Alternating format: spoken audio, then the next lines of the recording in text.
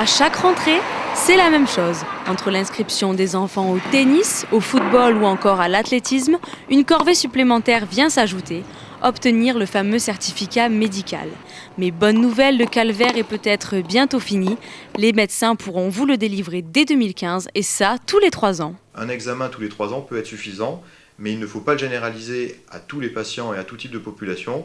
Donc les jeunes sans antécédents et avec une fiche médicale bien remplie, aucun antécédent familiaux, on peut se contenter de les voir tous les 3 ans. Et par contre, je pense que pour les personnes âgées avec des facteurs de risque, je crois qu'un examen médical tous les 3 ans, c'est pas suffisant. Et je crois qu'il faut les revoir, ces personnes-là, tous les ans. Chaque année, on compte environ 800 décès pour 15 millions de certificats médicaux délivrés. Si pour les familles, c'est une bonne nouvelle, de leur côté, les dirigeants des clubs de sport ne la voient pas du même œil. Écoutez, je trouve que c'est un délai qui est relativement long pour des personnes qui font du sport, aussi bien pour les enfants que pour les adultes.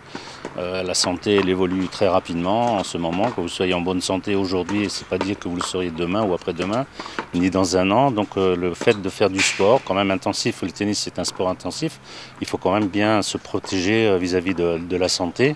Pour moi, c'est pas une bonne chose, quoi. Le certificat médical à 1 an, même si c'est une contrainte pour certains, c'est quand même bien parce qu'on découvre pas mal de maladies, on découvre pas mal de problèmes chez les enfants comme chez les adultes.